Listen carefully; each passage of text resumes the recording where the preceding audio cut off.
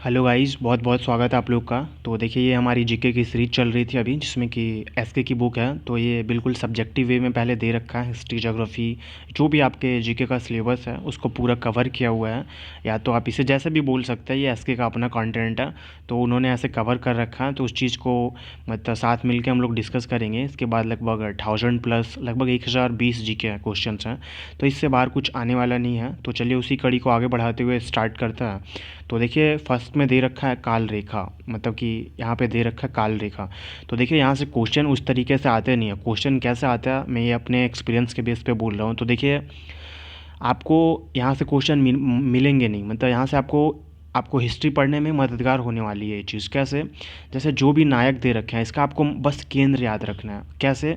जैसे अभी मैं बोलूँ कि रानी लक्ष्मीबाई, तो आपके दिमाग में फटाक से आ जाएगा कि झांसी की रानी लक्ष्मीबाई, मतलब कि उनका वो केंद्र था।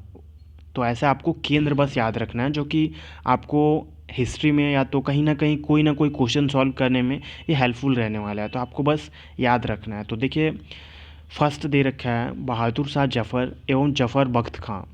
तो ये जो थे, इनका केंद्र कहाँ पे था? दिल्ली में था। देखिए, तिथि वगैरह याद रखना नहीं है, मतलब डेट याद रखना नहीं है। मैं बताते जा रहा हूँ, बस जैसे बोल रहा हूँ ऐसे करते चलिए। बिलीव मी, जीके का एक भी क्वेश्चन नहीं छूटने वाला है। तो बहादुर शाह जफ़र और जफ़र बख्त खां का मतलब जो केंद्र था वो कहाँ पे था? दिल्ली में था। नेक्स्ट देखते हैं। नेक्स्ट है नाना साहेब एवं तात्या टोपे। तो ये दोनों थे, इनको मतलब इनका केंद्र कहाँ पे था? इनका केंद्र था कानपुर। नेक्स्ट है बेगम हज़रत महल। तो बेगम हज़रत महल का था लखनऊ। इनका तो आप भली भांति परिचित होंगे। रानी लक्ष्मीबाई का क्या था? झांसी। नेक्स्ट है, नेक्स्ट क्या है? लियाकत अली। तो लियाकत अली का कहाँ पे था? इलाहाबाद व बनारस। कुंवर सिंह, आपको पता होगा कुंवर सिंह बिहार से संबंध रखते हैं, मतलब कि जगदीशपुर बिहार। राव तुलीराम, जो कि नसीबपुर है नारनौल में। खान बहादुर खान, ये बरेली के हैं। और मौलवी अहमद उल्ला, ये फैज़ाबाद। और अजीमुल्ला फ़तेहपुर। तो देखिए, जो भी नायक दे रखे हैं इनमें से सब इम्पॉर्टेंट नहीं है। इनमें से कुछ कुछ को आपको याद रखना है। जैसे मैं बोल रहा हूँ, खान बहादुर खान, कुंवर सिंह, लियाकत अली, रानी लक्ष्मीबाई, बेगम हज़रत महल, नाना साहेब एवं तात्या टोपे और बहादुर शाह जफ़र। इतना आपको याद रखना है कि इन लोगों का केंद्र क्या था। तो आपको ये बस केंद्र याद रखना है। इससे होगा क्या कि आपको हिस्ट्री में आप कोई भी चीज़ पढ़ेंगे ना, तो उनका जो केंद्र है तब आपको पता चल जाएगा कि हेल्पफुल रहने वाला है। या तो कुछ ऐसा क्वेश्चन आ जाएगा जिससे आप ऑप्शन एलिमिनेट करके मतलब उसका करेक्ट आंसर कर पाओगे। तो बेसिकली ये हेल्प करेगा। तो चलिए आगे देखते हैं आगे क्या दे रखा है। तो देखिए, और आगे ये दे रखा है कुछ महत्वपूर्ण घटनाएं। तो देखिए, कुछ महत्वपूर्ण घटनाएं हैं। तो अगर हिस्ट्री का क्वेश्चन बनता है आपके एग्ज़ाम में, तो देखिए वन डे एग्ज़ाम जितने भी होते हैं, मतलब डेट वगैरह तो पूछते ही हैं। ऊपर से आप लोग मतलब कि ये डिफेंस किया है, तो क्वेश्चन तो यहाँ से श्योर बनने वाला है। और अभी मैं जितना भी आपको इसमें दे रखा है, कुछ महत्वपूर्ण घटनाएं में घटना जितना भी दे रखा है, एक ना एक आपके एग्ज़ाम में श्योर आया होगा। और यहीं से आते ही है क्वेश्चन। आपको आपको तो ये चीज़ पता ही होगा डियर, कि एसके की बुक आप लोग के लिए ही बनी होती है, डिफेंस वालों के लिए ही। तो चलिए स्टार्ट ही करते हैं, देखते क्या दे रखा है। महात्मा गांधी का दक्षिण अफ्रीका से वापस लौटना। देखिए, ये जो घटना है बहुत इंपॉर्टेंट, मतलब कि पहले इसका मतलब यही लिख रखा है कि कुछ महत्वपूर्ण घटना है। तो ये बहुत सारे महत्वपूर्ण घटनाएं दे रखे हैं। इसका डेट याद करना बहुत ज़रूरी है। आप ऐसा समझ लो कि रट्टा ही मार लो। अब बताओ कि डेट में क्या ट्रिक, जो ट्रिक हो सकता है मैं आपको दूंगा, और नहीं तो आपको इसका याद ही करना है। बट यही है कि एक सीरियल वाइज या तो फिर सीरीज़ में दे रखा है, जो कि आपको याद करने में आसानी होगा। तो देखिए, महात्मा गांधी का दक्षिण अफ्रीका से वापस लौटना, कब लौटे थे? 1915 में महात्मा गांधी का दक्षिण अफ्रीका से वापस लौटना। 1917 में चंपारण आंदोलन। देखिए, 15 में लौटे थे दक्षिण अफ्रीका से, 17 में चंपारण आंदोलन हुआ था। और 18 में खेड़ा, जो कि गुजरात में पड़ता है, वहाँ पे किसान आंदोलन। और अहमदाबाद, ये भी गुजरात में पड़ता है, मजदूर आंदोलन। 15 में लौटे, 17 में चंपारण आंदोलन, 18 में खेड़ा और अहमदाबाद, जो कि दोनों गुजरात में, किसान आंदोलन और मजदूर आंदोलन किए। 1919 में रॉलेट सत्याग्रह। आगे देखिए, 1919, तो आपको एक डेट याद होगा जो कि हमारे हिस्ट्री का ये मोस्ट इम्पॉर्टेंट, आप ऐसा समझ सकते हो, 13 अप्रैल 1919, जालियांवाला बाग हत्याकांड। तो ये आपको याद रखना है, आपके एग्ज़ाम में क्वेश्चन आ जाता है। तो नेक्स्ट देखिए, नेक्स्ट क्या है? नेक्स्ट है कि 1920 में असहयोग आंदोलन तथा खिलाफत आंदोलन। तो ये जो था ये कब था? 1920 1920। फिर 1928 में क्या हुआ? बारदोली में किसान आंदोलन।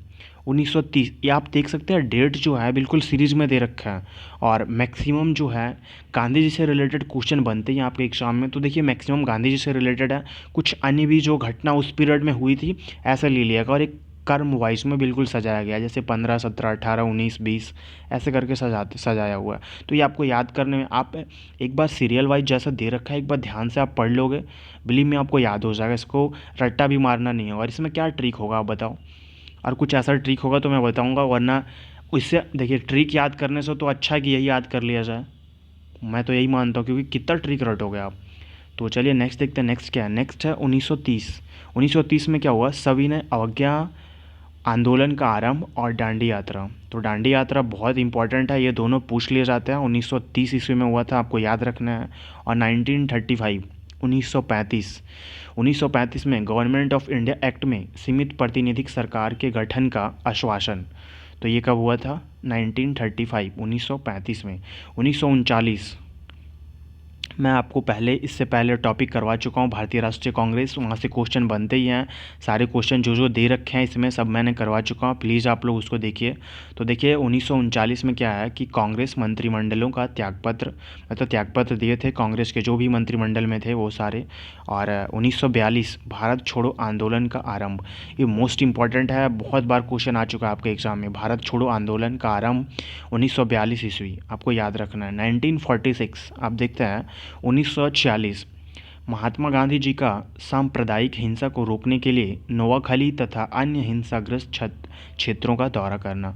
तो गांधी जी जो थे मतलब अहिंसा के पुजारी थे। सांप्रदायिक हिंसा को रोकने के लिए ये जो भी हिंसाग्रस्त क्षेत्र थे उनका दौरा किए थे। कब? 1946 में।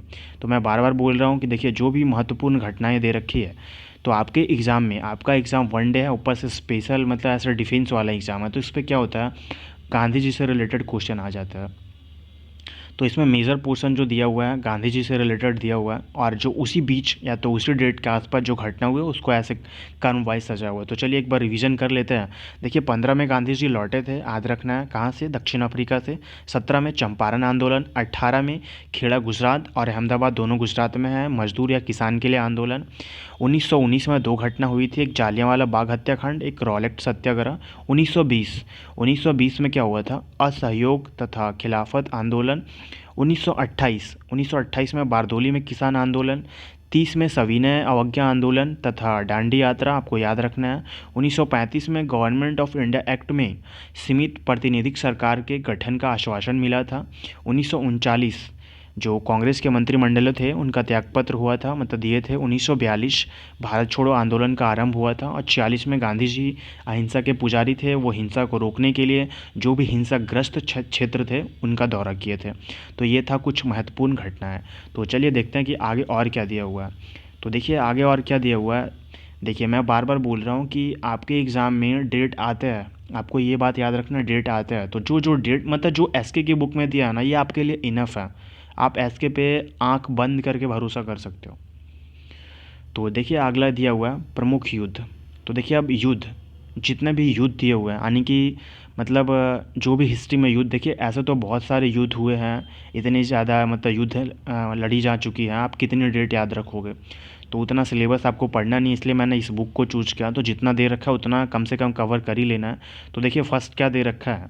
फर्स्ट युद्ध दे रखा है हाइड स्पीच का युद्ध 326 ईसा पूर्व। तो देखिए देख सकते हैं कितना अच्छे तरीके से अरेंज किया गया है। युद्ध का नाम किसके मध्य हुआ था, कब हुआ था, विजेता कौन थे, और परिणाम।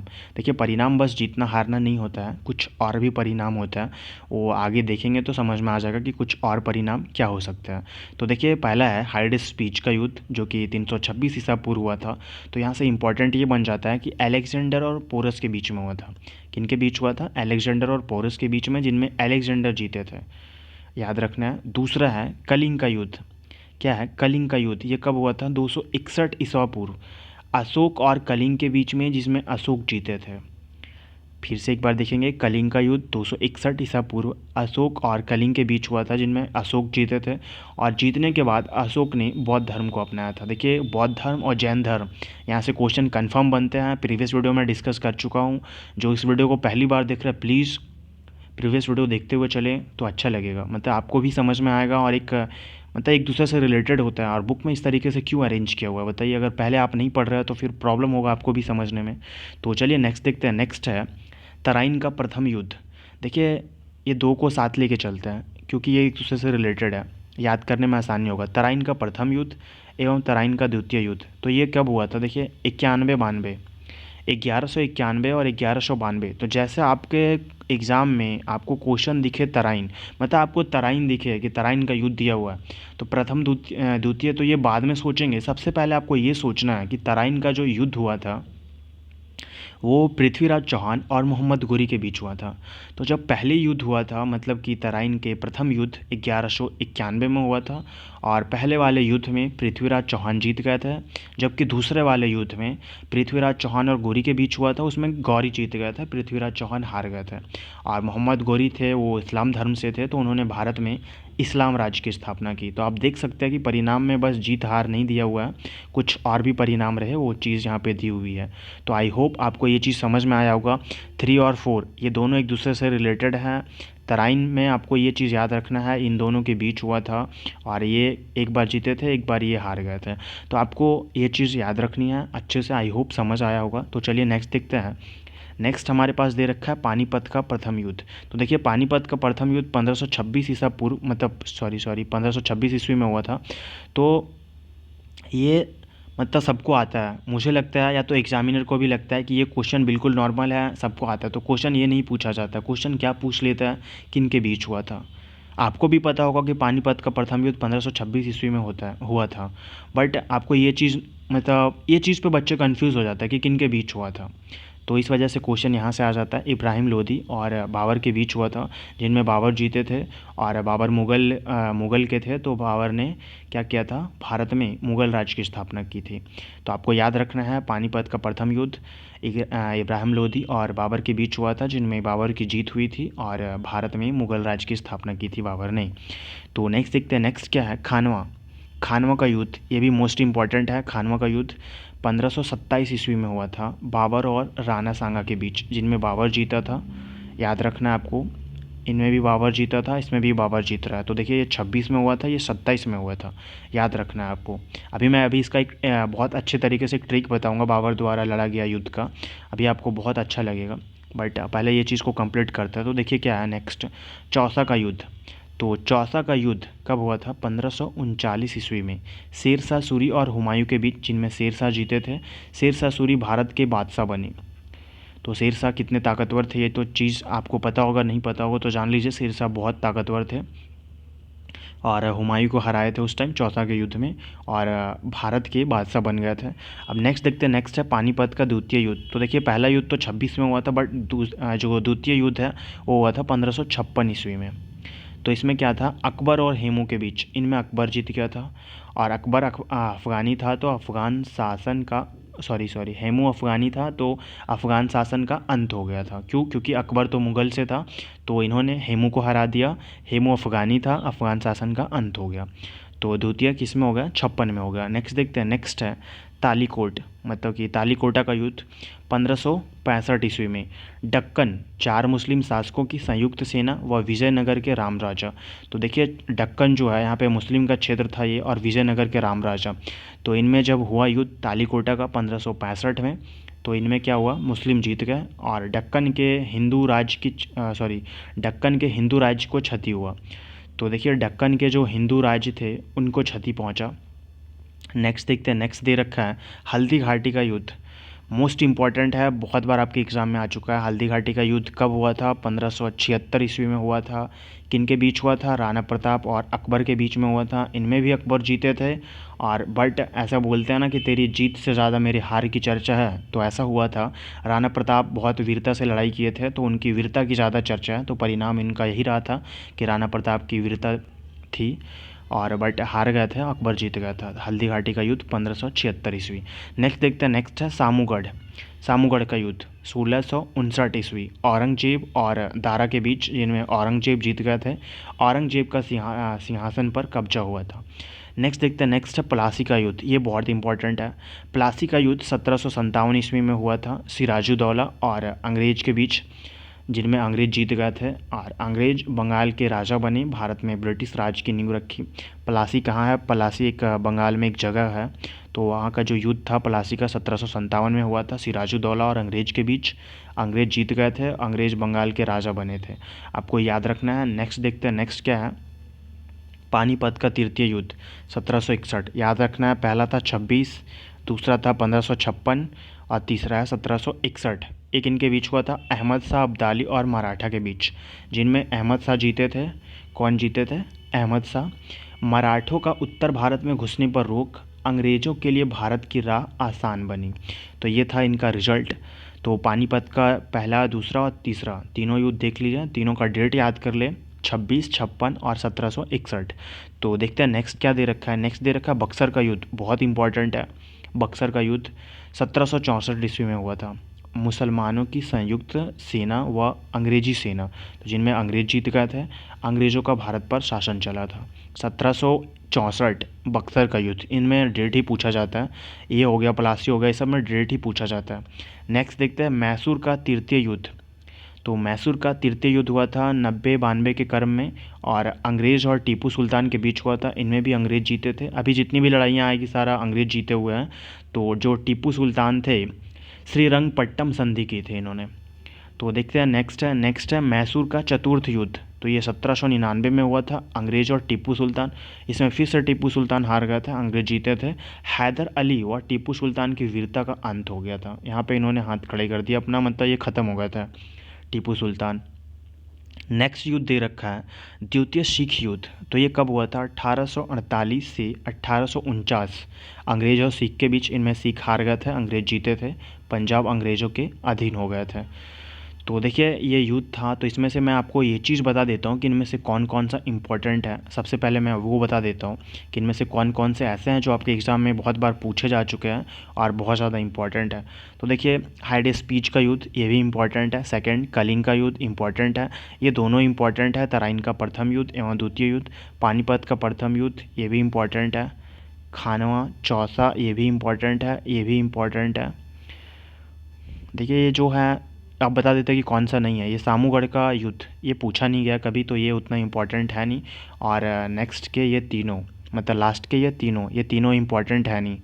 तो आपको जो है एक बार देख लिए और बाकी जो जो इम्पोर्टेंट है वो तो बता ही दिए। तो देखिए मैं अभी एक बोला था कि आपको एक ट्रिक डिस्कस करता हूँ, तो देखिए चलिए वो ट्रिक मैं बता देता हूँ। तो ट्रिक ये है कि बाबर द्वारा लड़ा गया युद्ध। तो उसका ट्रिक ये है कि सबसे पहले आपको एक सेंटेंस लिखना है, एक बार नहीं 5 बार लिख लेना है। पान खो, क्या लिखना है कि पान खो और चल घर, ऐसा लिखना है। क्या लिखना है? पान खो चल घर। तो देखिए बच्चे ट्रिक में ही कंफ्यूज हो जाते हैं सबसे पहले, तो इसलिए मैं बोला कि 5 बार लिखना है। पान खो चल घर। बच्चे घर चल या चल घर, इसमें कंफ्यूज हो जाते हैं। तो आपको याद रखना है कि चलेंगे तब घर पहुंचेंगे। पान खो चल घर। तो देखिए पान से क्या हो गया? पानीपत। खो से क्या हो गया? खानवा। चल से क्या हो गया? चंदेरी। और घर से क्या हो गया? घाघरा। याद रखना है, पान खो चल घर। पान से पानीपत, खो से खानवा, चल से चंदेरी, घर से घाघरा। तो इसमें याद रखना है कि पानीपत का कब हुआ था? 26। बस आपको ये चीज़ याद ही होता है नॉर्मली सबको। अब यहाँ से क्रम वाइज कर लो, ये 26 है तो ये 27, ये 1528, ये 1529। 1526, 1527, 1528, 1529। पान खो चल घर, पानीपत, खानवा, चंदेरी, घाघरा। तो बस एक छोटा सा ट्रिक था। ऐसे छोटा मोटा जो भी यूनिक सा ट्रिक होगा मैं डिस्कस कर लिया करूँगा। तो बस आज के लिए इतना ही गाइज। चैनल पे फर्स्ट टाइम है तो प्लीज़ चैनल को सब्सक्राइब कर लें, दोस्तों तक शेयर करें प्लीज़। बहुत बहुत इंपॉर्टेंट सेशन, बहुत इंपॉर्टेंट सीरीज चल रही है हमारी। इससे बाहर जीके के कुछ भी नहीं आने वाला है, बिलीव मी। तो बस वीडियो को शेयर करें, आग की तरफ फैला दें। मिलते हैं नेक्स्ट वीडियो में, तब तक के लिए जय हिंद।